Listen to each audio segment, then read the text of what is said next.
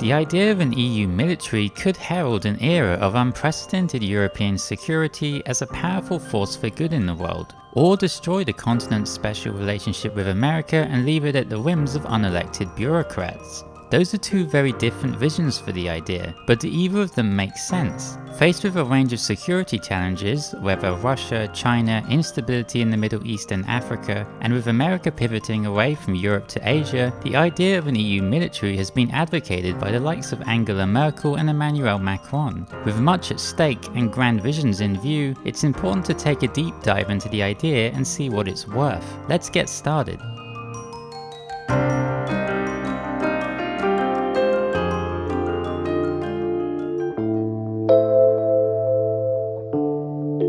Understanding the past can give us an insight into the future, and the idea of an EU military has a rich history which we'll briefly fly through. The European Defence Community, or EDC, was an early version of the idea, and perhaps the most ambitious to date. Devised in 1950 by France in the aftermath of the Second World War, it sought to meet American demands for European resistance to Soviet aggression, while at the same time avoiding a full remilitarization of Germany. The member countries wouldn't have independent militaries anymore, except for their overseas territories and United Nations missions. They'd now act as one through the EDC as the European Defence Forces. But the EDC wouldn't recruit its own personnel. The members would contribute their national forces to the EDC, which would administer them with a common budget, uniform and equipment. And the member militaries would still maintain their own internal leadership structure and administration, with the notable exception of Germany. Perhaps most significant, the EDC wouldn't have its own political or military leadership. The member states would decide when to deploy the forces, and once deployed, the Supreme Commander of NATO, an American military officer by convention, would have operational command. NATO itself had been established a few years prior and still exists today. It's a defensive alliance of many European countries plus the US and Canada. It has some standing forces and joint missions, but its most important element is probably Article 5. It regards an attack on one member to be an attack on all, obligating other members to render assistance. But the plan for the EDC fell apart when the French National Assembly rejected it, deeming it an unacceptable erosion of national sovereignty. The catastrophic failure of such an ambitious plan for military integration seemed to scar Europe. Over the subsequent decades, the idea of military integration would remain largely dormant, with economic integration seeing a lot more success. But things began to change in the 1990s. The Cold War ended, and Europe, along with the rest of the world, was faced with difficult challenges like the Balkan conflicts and the Rwandan genocide. The EU's members wanted to be able to act in the world when America wouldn't, and in 1999, the Union set itself the eye-catching goal of establishing a 60,000-strong rapid reaction force by 2003. But beyond that headline, there wasn't much detail, and it seemed a far cry from the lofty ambition of the EDC. By 2003, the plan had gone nowhere. But a breakthrough came that same year when the EU launched Operation Artemis to stabilise part of the Democratic Republic of the Congo. To be sure, it was very modest, numbering less than 2,000 personnel, most of whom were French, and all were under French command. But it was the first combat mission officially under the EU banner, and it seemed to meet its objectives, reducing violence before handing off to a UN mission. Member states thought it was a good blueprint for future military action. So they came up with the idea of battle groups. They're small military units the EU can task with military and other operations. They number at least 1,500 personnel, contributed by one or more member states, commanded by a lead country, capable of deploying in 15 days. In some ways, they might be a small version of the planned rapid reaction force which hadn't been established. The battle groups became operational in 2007, but have never been deployed. There's a few reasons for that. Decisions on EU foreign policy require the consent of every member state, which is very difficult to obtain. And even if they could agree on policy, the specific members who contribute the battle group which would be deployed are often reluctant to risk putting their service members in the line of fire, not to mention incur the financial cost. Despite these challenges, there was renewed hope when the UK decided to leave the EU in 2016, as it had long frustrated military integration. French President Emmanuel Macron has been the primary driver behind this new movement so far, calling for a joint intervention force in 2017. He backed this up by calling for a European army in 2018, which was echoed by German Chancellor Angela Merkel in the same year, who had been considered by many to be the EU's foremost leader until she left office in 2021. But for now, the details haven't been spelled out. Instead, the EU has focused on less ambitious small bits of defence integration, hoping to reduce the costs of equipment procurement, training and interoperability, primarily through a mechanism known as PESCO. Among the initiatives, the €5.7 billion European Peace Facility became operational in 2021. It's an EU fund which can finance military operations by the EU and other actors like the African Union. It might address some of the problems of funding battle groups, although there will be a lot of competition for the funding as it's spread over 7 years, at just over €800 million per year, so it may not be a perfect solution. Meanwhile, senior MEPs have pushed for more defence integration. It was a hot topic during the 2019 European Parliament election, with leading MEPs Guy Verhofstadt and Manfred Weber endorsing the idea of an EU army. And later that same year, Radosław Sikorski, an MEP and former Polish foreign minister, proposed something quite novel to solve the problem with the battle groups: a European Legion. Unlike battle groups, the Legion would consist of volunteers directly recruited among the EU population, thereby removing the problem of member states being unwilling to deploy their own forces. Another injection of pace came in 2021, when the debacle of the Afghanistan withdrawal led some member states to try to revive the Rapid Response Force idea. EU countries had military personnel and citizens in the country, but the timeline of the withdrawal was dictated by America, culminating in the fatal defense of Kabul airport. Many Afghans and American soldiers died there in a terrorist attack, and many Europeans struggled to escape the country in time. Some member states felt that an EU rapid response force would have been useful to aid the evacuation, helping more people to evacuate just as the US had deployed its own emergency force of 6,000 personnel. In the end, one of the things this long history demonstrates is that the concept of an EU military might be a little vague at times. One researcher has argued that political leaders are not always clear about what they mean exactly when they talk about a European army. They might sometimes use terms like that just to ignite the political imagination of their supporters and others listening, when in reality they're simply pushing for a little more cooperation. Or they might genuinely mean something far bigger. It's hard to tell. For the purpose of this video, we'll take the idea to mean a permanent armed force under the control of the EU. That goes further than some of the recent proposals, which while making forces available to the EU in theory, tend to ultimately leave them under the control of each member country. So while there's been some movement towards an EU military, none of it has gone very far. But the idea keeps resurfacing. So let's take a look into the pros and cons. So what good might an EU military do? Unsurprisingly for an idea about a military, one of the most common arguments for the EU to have one is that it'd help address its security challenges.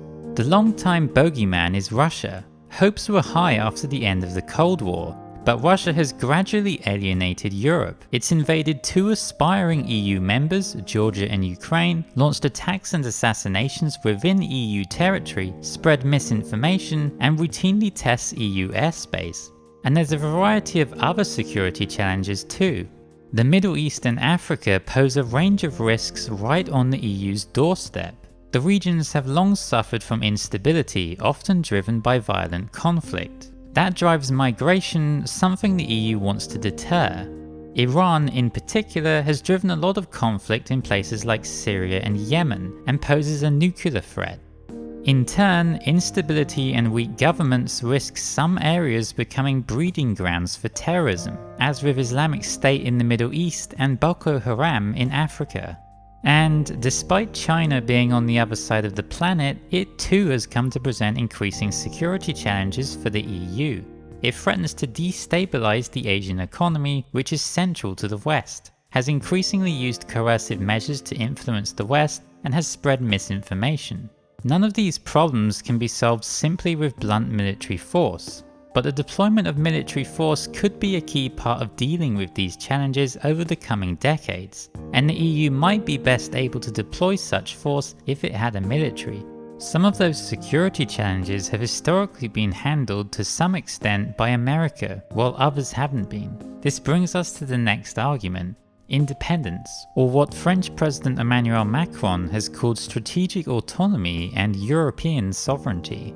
While American protection has its upsides, it comes at a cost. The US has committed to protecting Europe ever since the Second World War, primarily from Russia, its Cold War rival. But such a relationship of dependence might not be the best way forward. The EU's foreign minister has said that the Union needs to learn the language of power and stop relying purely on soft power. And Macron has argued that dependence on America may push the EU in directions it might not otherwise want to go.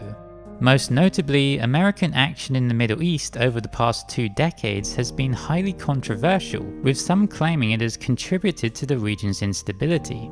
But it's the EU, not America, which is right next door, exposed to any potential consequences. Indeed, some key American decisions, like the invasion of Iraq, have been launched against European wishes. And even when Europeans are involved, like in Afghanistan from 2001 to 2021, the general direction of travel is dictated by America, given that it holds the most power in the room. Meanwhile, when problems don't fit neatly into America's core interests, it's not so forthcoming to help. The Balkan conflicts of the 1990s may have been one example of this. Despite huge human suffering and economic damage in one part of the European continent, the EU struggled to respond to it, and by some accounts, the US was reluctant to help before taking decisive action.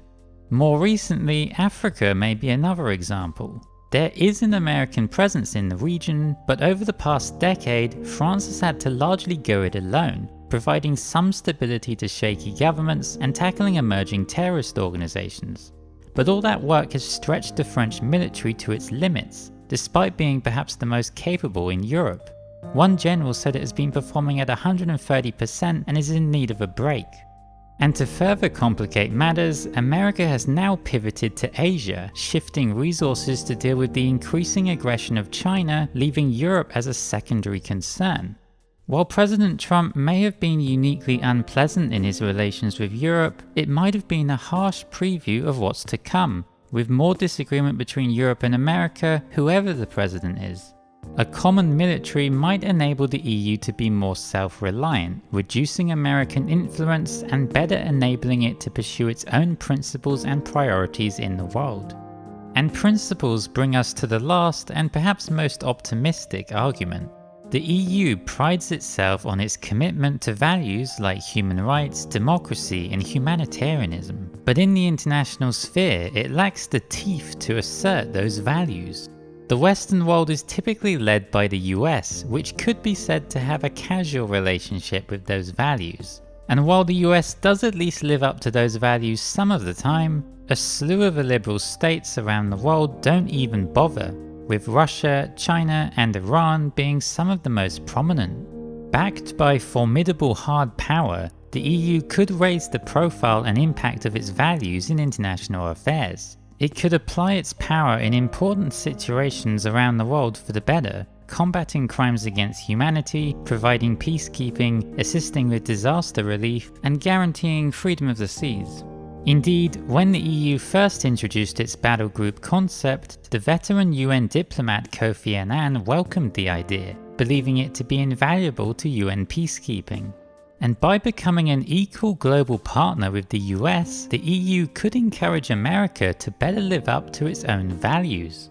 So, an EU military might not only be beneficial to Europe, but also to the world at large.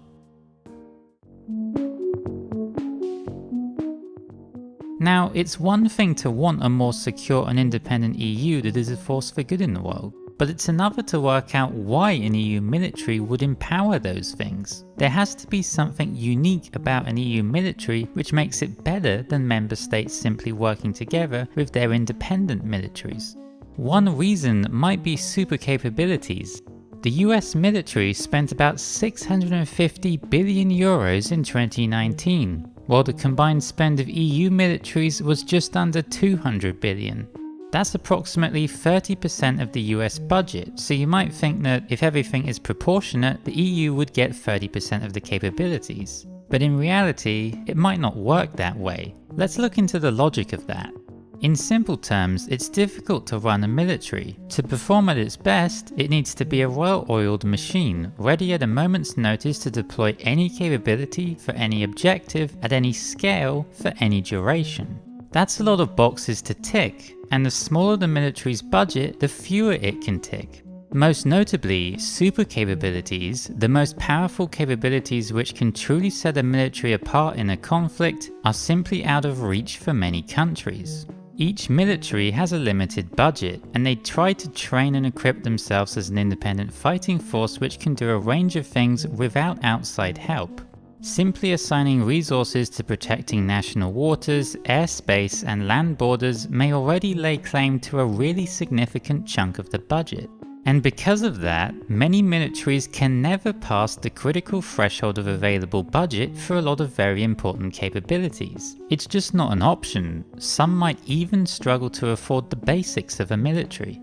The bigger the budget, the more super capabilities can be unlocked, and together the EU can unlock so many more of these capabilities than any one member state, even the biggest. A simple analogy is that you want to go on holiday to an exotic island. You'd love to stay in a villa, but it's far too expensive for you to afford by yourself. Thankfully, you and your friends work out that together you can afford the villa and share it. While it's out of reach for you as an individual, it's within reach when you act together with others to obtain and share it. While a military might not have a legitimate use for a holiday villa, aircraft carriers, which are a massive capability, are a realistic military example of this logic in action. Most member states simply cannot afford even a single aircraft carrier. 22 of the 27 member states have a population less than 20 million. After the budget for education, healthcare, welfare, and many other things has been assigned, there simply isn't enough money left for them to pass the critical threshold required for an aircraft carrier. The Netherlands, for instance, with a population of around 17 million, has a total military budget of almost 11 billion euros. That's a lot of money, and it can go a long way, but because the country needs to spend money on all the basic capabilities and running costs of a military, there isn't much room left for super capabilities, and certainly not for an aircraft carrier, or at least not a very capable one. The UK, a much larger country with a population of almost 70 million and a military budget of over 50 billion euros, recently obtained the capability of 2 aircraft carriers. But it did so at what is estimated to be the eye-watering cost of around 14 billion euros for the ships and their aircraft. Even if the Netherlands wanted only one of these carriers, it wouldn't leave much room for anything else in the budget. And even then, the UK had to make significant compromises. At one point, it wanted a catapult system to launch aircraft, which US carriers have because it enables aircraft to carry more fuel and ammunition. But that ended up costing too much, so they settled for a less capable ski jump. They also considered nuclear power, another feature of US carriers which affords greater endurance and frees up storage space to carry more things like ammunition, weapons, and aircraft fuel. But again, it costs too much. Only the US, and in the future emerging superpowers like China and India, can possibly afford the most capable carriers because they have the scale to do so. The US has a legal requirement to have at least 11 carriers, and the most recent class costs 11 billion euros per carrier, totaling 121 billion for the entire class. And that's not counting the research costs, as well as the cost of the aircraft on each ship, which can accommodate up to double that of the UK carriers. Today, EU members have 4 carriers in total, all of which are far smaller than the US carriers with fewer capabilities. Now, the EU might not need or want 11 carriers, but it would be a big deal if it could maximize the capabilities of the number it does choose to have. And this is just one example of how scale could enable the EU to obtain super capabilities which are simply not an option for member states acting alone as independent militaries. Now, you might be wondering, if the problem is the amount of money, then couldn't all the member states contribute to a common fund which could be used to research and build super capabilities like carriers, eventually allowing the largest member states to acquire them? In theory, it's technically possible, but in reality it wouldn't make any sense. Countries would never agree to such an arrangement. The vast majority of members would contribute significant amounts of money which could be spent on other things, but they would personally get nothing tangible in return. Joint military research projects are common. The F-35 and the Eurofighter are notable examples. But everyone involved almost always gets something tangible out of it, whether an aircraft, a firearm, or a warship. And in addition to the money, they'd also be handing a super capability to another member state, which that member could use as they please. The member might sometimes help other members, but at other times it might not want to, and it might use the super capability for purposes the other members disagree with. In reality, if member states want to obtain super capabilities together, they'll want to control them together, which is where an EU military might make sense. The military could own and operate the super capabilities, serving the whole EU rather than just the biggest members, and be controlled by and accountable to the EU's democratic institutions. Notably, the EU needn't spend as much as the US to see results. Its members already spend enough to make it the third biggest military spender in the world after the US and China. Staying at its current spending, or getting a little closer to the US, would afford it big gains in pivotal super capabilities. It could become the dominant actor in its neighbourhood, fully capable of dealing with any threat from Russia, the Middle East, or Africa. So super capabilities give a real edge on the battlefield, but member states will never be able to obtain many of them because their budget can never pass the critical threshold to afford them. An EU military, by contrast, could have the budget to afford a whole range of super capabilities, significantly empowering its ability to defend itself, protect others, and advance its values around the world. Of course, having a formidable force is only half the battle. The other half is in actually using it. It's difficult to get 27 countries to agree on anything of substance, let alone to commit their military forces to some action.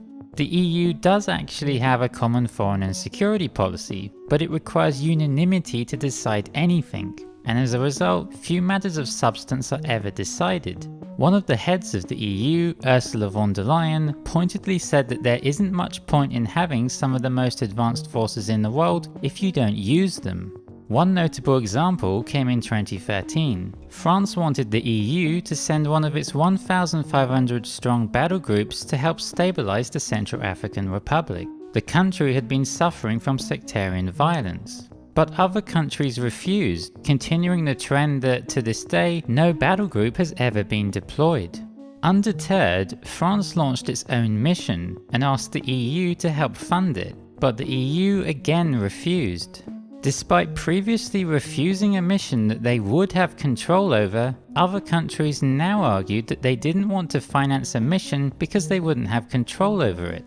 And even when the EU can agree to action, it's typically slow and limited. It later agreed to a limited peacekeeping mission in the country's capital with only 750 personnel, but it took 3 months and 5 force generation conferences to assemble the force. Worse still, after that, it took 3 months to assemble another mission of just 75 personnel to help the country's government with security sector reforms. And of course, different organizations might not work as well together as a single organization. Each military has its own budget, leadership, and culture. Having one military instead of 27 might help to alleviate some practical problems. These may include language barriers, incompatible military cultures and priorities, and duplication of equipment for the same purpose, which creates unnecessary costs. Recent EU efforts to work together more in defence through PESCO may help to address some of these problems. But it remains an open question whether those efforts can be as effective as a common military. Now, one approach could be to abolish unanimity and force the military of each member to change their culture and deploy for missions regardless of how their government feels. But member states would be very unlikely to agree to surrender control of their own military. and even if they did, their personnel might not be motivated to perform as well. The failure to deploy any battle groups up to now is a testament to this, with members being unwilling to put their personnel on the line and other members respecting their wishes. And while important, these examples are not particularly controversial, and the stakes are not as high as they could be. They don't make headlines, and they don't directly threaten the EU's internal security. By contrast, the EU could easily be faced with a very important yet highly controversial decision, and at that point the tendency towards inaction could be fatal. It could seriously compromise the EU's security and facilitate the tragic death and trauma of people around the world who could otherwise be saved. An EU military could really help prevent such scenarios from happening by streamlining the whole process of maintaining, mobilizing, and deploying the EU's military power. Today, that power is divided across 27 member states and their militaries. With a common military, that power would instead be concentrated in the hands of the EU's democratic institutions, such as Parliament and the Commission. Ultimately, that streamlining could transform the EU from its current state of almost paralysis to a new era where it can reliably act to protect both itself and others around the world.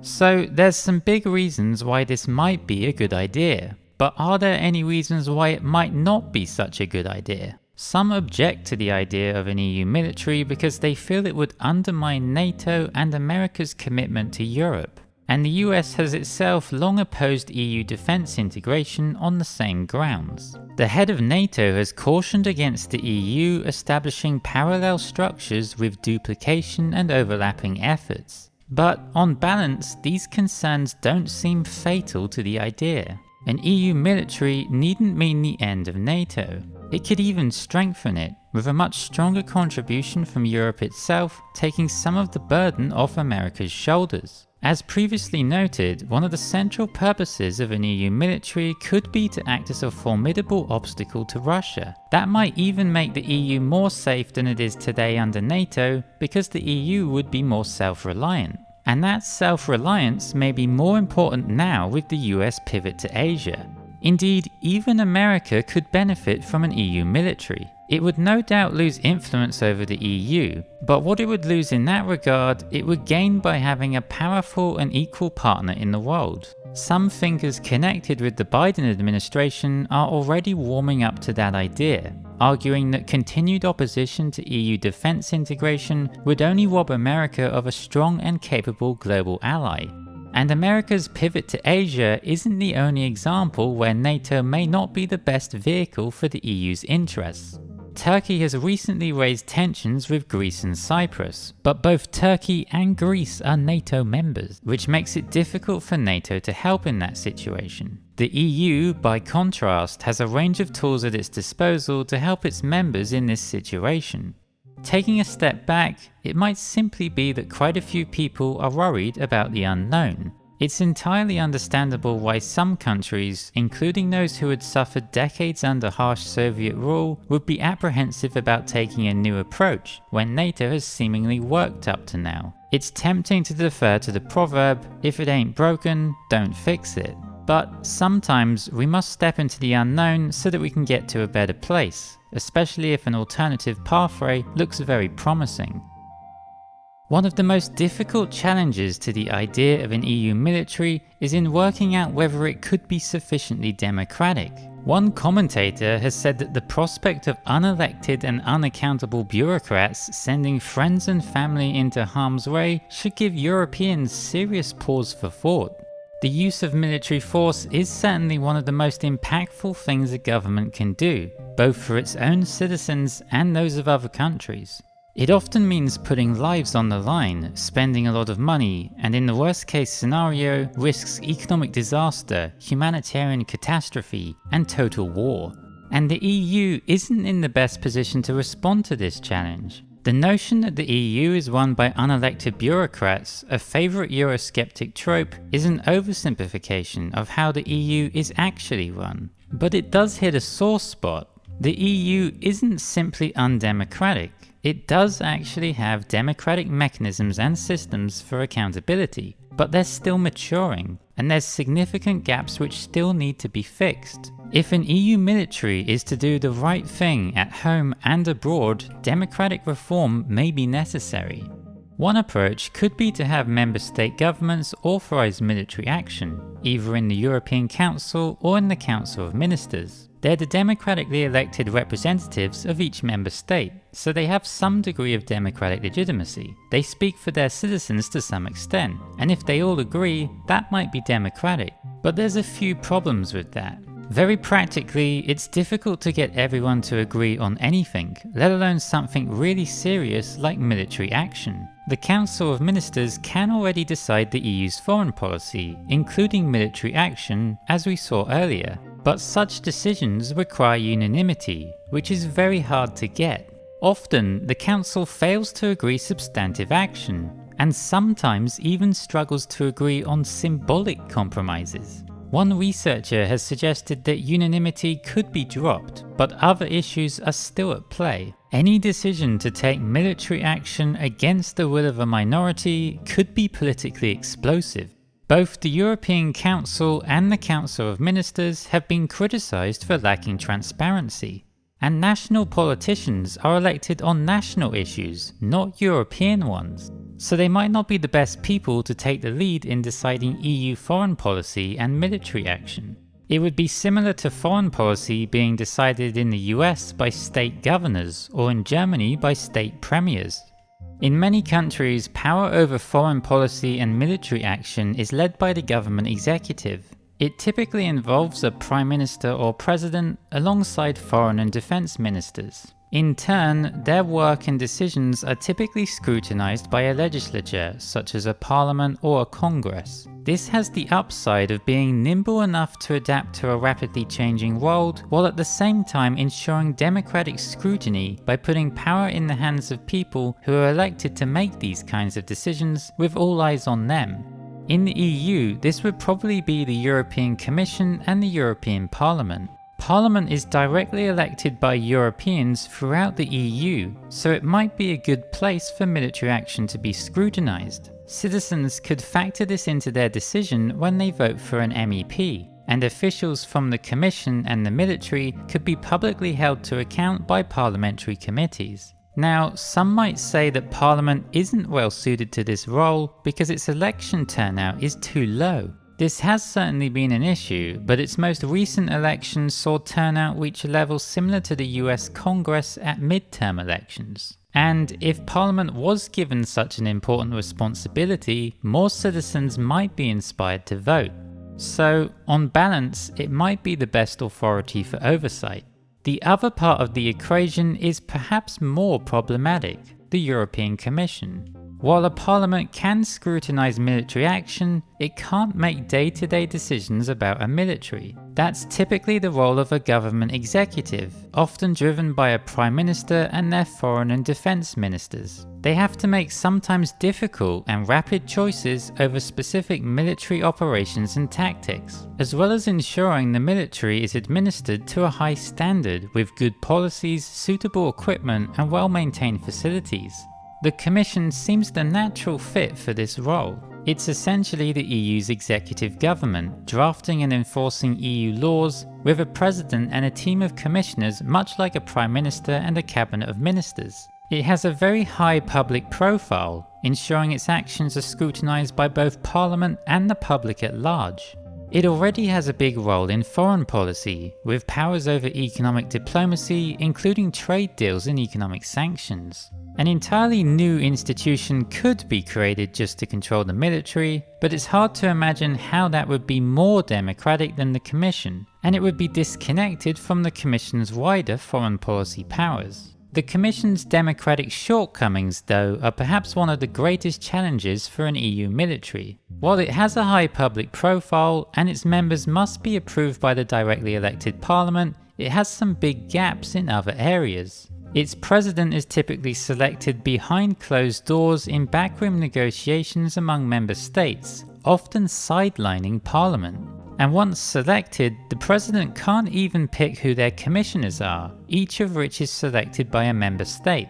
If the commission is to be responsible for the day-to-day operation of the EU military, it may need to be better democratized to ensure those decisions are suitably democratic. And that's especially important if the EU were to follow the model of most democracies, whereby the executive, in this case the Commission, has the right to authorize military action indefinitely or for a significant period of time before seeking parliamentary approval. That's the case in the US, where the president can order military action for up to 60 days before obtaining approval from Congress. The logic is that military matters often require rapid and secret decisions, maintaining the element of surprise, making prior parliamentary approval impractical. So, while the EU does have democratic shortcomings that it may need to resolve, solutions are available which could ensure that an EU military is democratically controlled and held to account. Another criticism is that EU countries simply don't have enough common interests for a common military to make sense. Each country has very different interests and priorities, so it isn't even possible to devise a common foreign policy for a common military to follow. And trying to force a common foreign policy on such a diverse set of countries will only harm them, when they would be better off continuing with their own independent foreign policy and military. It's certainly true that members have a range of interests, but the same could be said of any political union which spans a large geographical area. Each US state has unique circumstances, priorities, and even cultures. Texas, California, Vermont, and Hawaii are quite different places. And if they each had their own foreign policy and military, they would no doubt take different approaches. But a common foreign policy does nevertheless make sense for them, identifying shared interests and priorities and facilitating solidarity for one another. The EU might be a little different in some ways, but there may be grounds for shared interests. The earlier discussion of common security concerns and shared values like humanitarianism points in this direction, and the EU has been moving towards a common foreign policy for decades, culminating in the common foreign and security policy of today. Indeed, if anything, one of the biggest factors holding back a stronger common foreign policy may simply be procedure. As mentioned before, decisions in this area currently require unanimity, which is difficult to achieve in most situations. But unanimity could be dropped, and the Commission could be put in the driving seat to shape a common foreign policy, with oversight by Parliament. We might then start to see the emergence of a strong EU foreign policy, one that may be useful both for EU citizens and the rest of the world.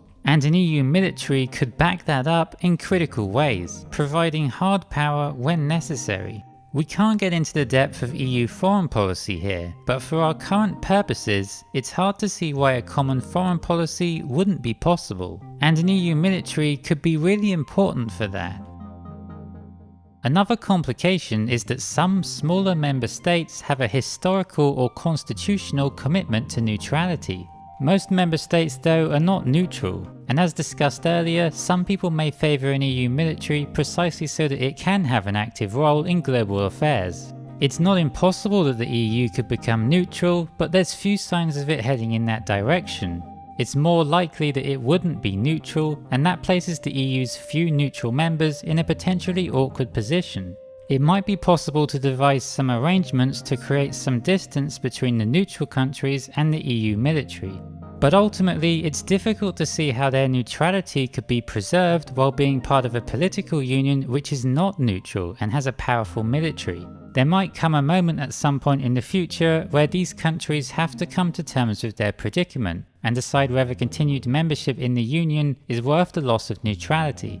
One former Prime Minister of Finland, one of the neutral countries, has suggested that the country effectively ceased being neutral once it joined the EU, which he described as a community of values with a common foreign policy.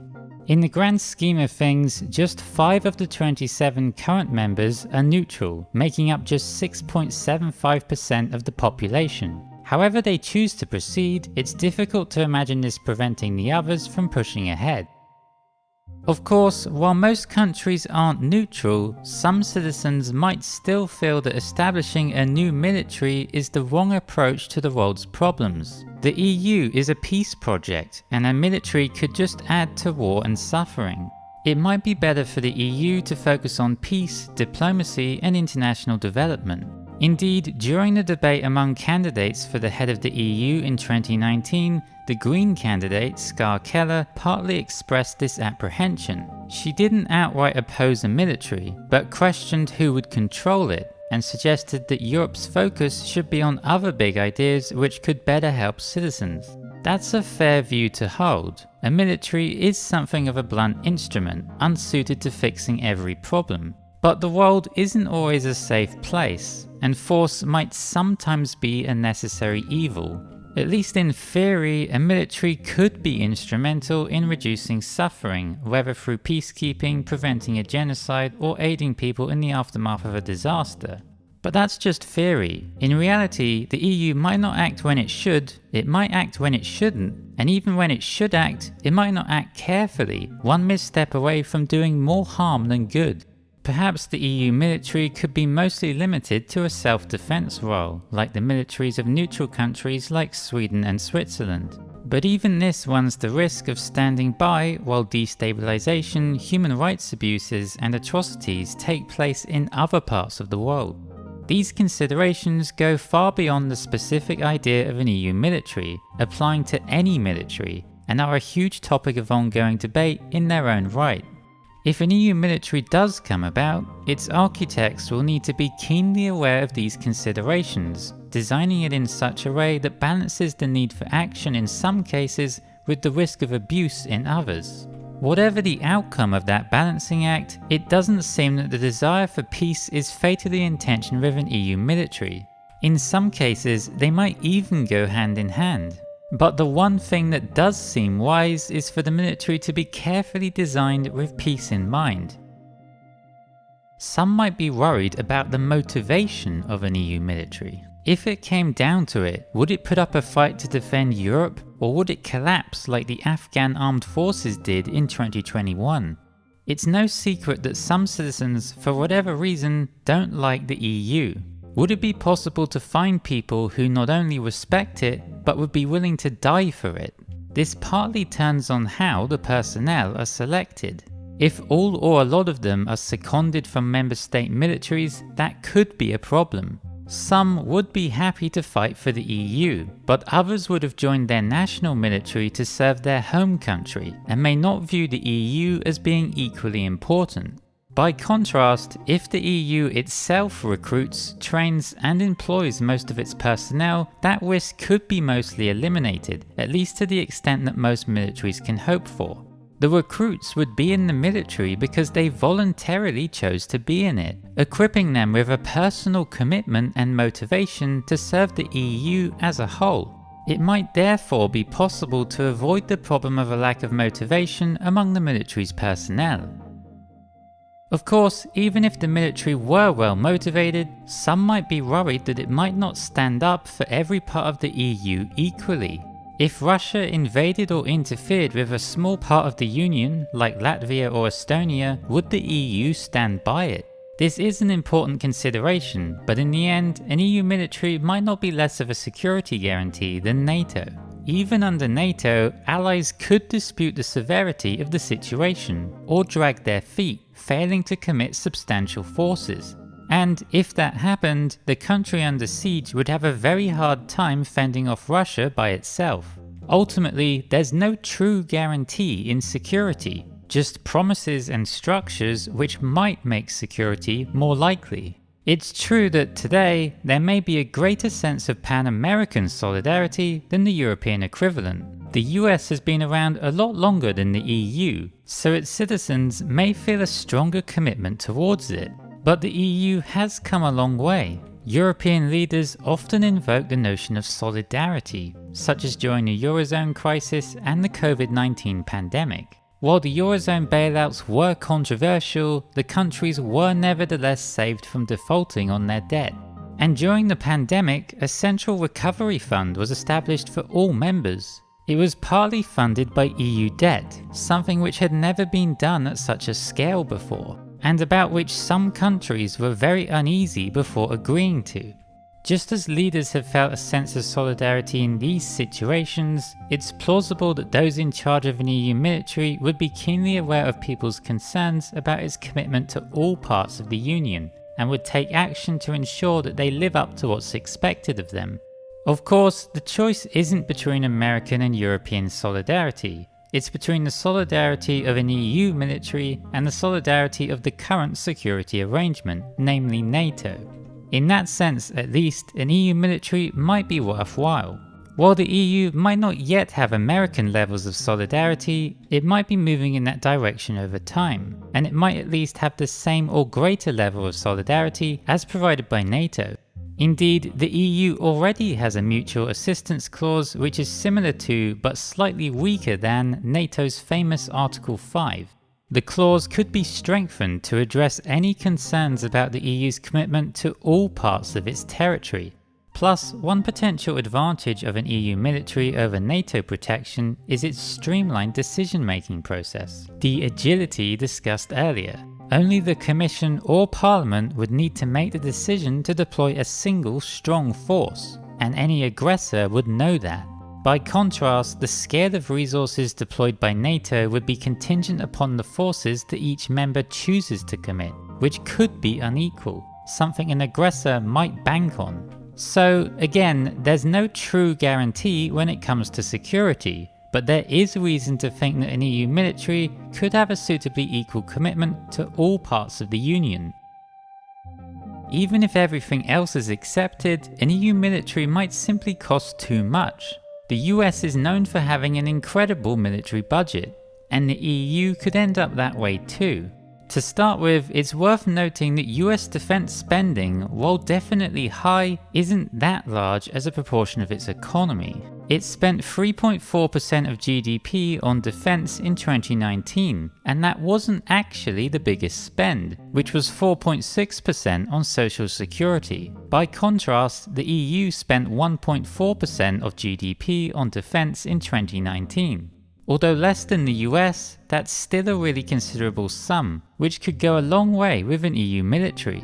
And it's conceivable that if the military is established, total spending might rise to NATO's goal of 2% of GDP, affording more capabilities while still falling far short of US spending. Some even argue that the idea of an EU military is a waste of time, because there simply isn't practical political support for it. It's certainly true that the idea has to overcome a lot of practical hurdles if it's ever to be achieved, so there's some value in exploring stopgap measures. But refusing to discuss an idea simply because it might currently be difficult to bring about runs the risk of becoming a self-fulfilling prophecy. People think the idea isn't viable because they think other people don't think the idea is viable.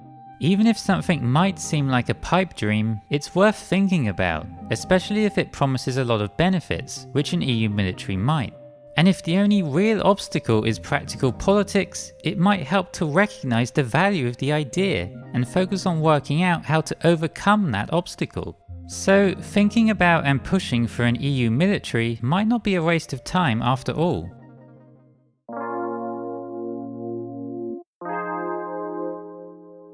So what does the future hold for the idea of an EU military? History demonstrates that past efforts have failed. Might the future be any different? To start with, there's some practical obstacles. It's not clear whether it would be legal under the EU's current constitution. It doesn't say anything about a common military. One researcher has argued that it wouldn't be legal, but suggested a workaround. Several member states could create a multinational force and provide it to the EU, which is explicitly allowed by the constitution. And while leaders have been reluctant to amend the constitution in recent times, it might not remain that way forever. When the time comes, the legal provision for a common military could be added. Law, of course, can be changed so long as there's the will to do it. What may be more challenging is securing sufficient support among citizens and politicians. One survey found quite significant support among the public. 55% favour an EU army and 65% favour a common foreign policy. But it's still a big step and remains something of a bogeyman for eurosceptics, who might try to frame it as a bad idea and fit it into their broader agenda. Meanwhile, some parts of Europe may still be uncomfortable moving away from exclusively relying on American protection. But if the idea someday becomes a concrete plan, it might win the day when it comes down to it. To start with, it might actually appeal to voters who are typically apprehensive about European integration. That's because some of those voters may be partly driven by a concern for security, and a large part of a common military is about better securing Europe. Combined with the mainstream political groupings who generally favour European integration, it might actually be possible to build quite a robust winning coalition. And even if not everyone is on board at first, that needn't stop the effort. Much like the Euro and Schengen, if some member states are not comfortable with the idea, they could opt out to start with and join later. Both the EU's foreign minister and an Italian defence minister have suggested precisely that approach. In the meantime, even if not all members are involved, the military would be able to get up and running and focus on developing itself and its super capabilities to give the EU a military edge in international affairs. Besides the hurdles, there's a few things which might help the idea finally be brought to life. In general, the EU is more important today than it's ever been before. It touches the lives of every citizen and has a hand in almost every policy area. The notion of an EU military isn't as radical as it might have been in the past, when the EU had a smaller role in people's lives. While the UK was never the only member to resist defence integration, it was one of the strongest voices. Its exit from the EU means one less obstacle to deal with. Unlike in the past, America might not be such a dependable ally anymore. The US has pivoted to Asia, and the EU at times finds its interests and priorities at odds with those of America. And regardless of whether the EU is actually less secure than in the past, there may still be a strong sense of insecurity. Concerns are often raised about the European neighbourhood, whether Russia, the Middle East or Africa. So there's a range of factors pushing the EU in the direction of a common military, and the obstacles to the idea may not be invincible. There's good reasons to favour the idea, and the criticisms might not be fatal. In many ways, its future depends on the future of the EU as a whole. If a military is untenable, so too might the EU itself be. If the EU does survive, and even thrive, it's hard to imagine why a military would be the one line that wouldn't be crossed. When it might happen though is impossible to know. If the effort by some, like Macron, to renew and double down on the EU succeeds, a military could conceivably be brought about in the current decade. But if not, the idea might have to wait a little longer before finally seeing the light of day. Either way, it's a very interesting idea which could be of a lot of value to the EU and the wider world, and it's worth a lot more serious consideration.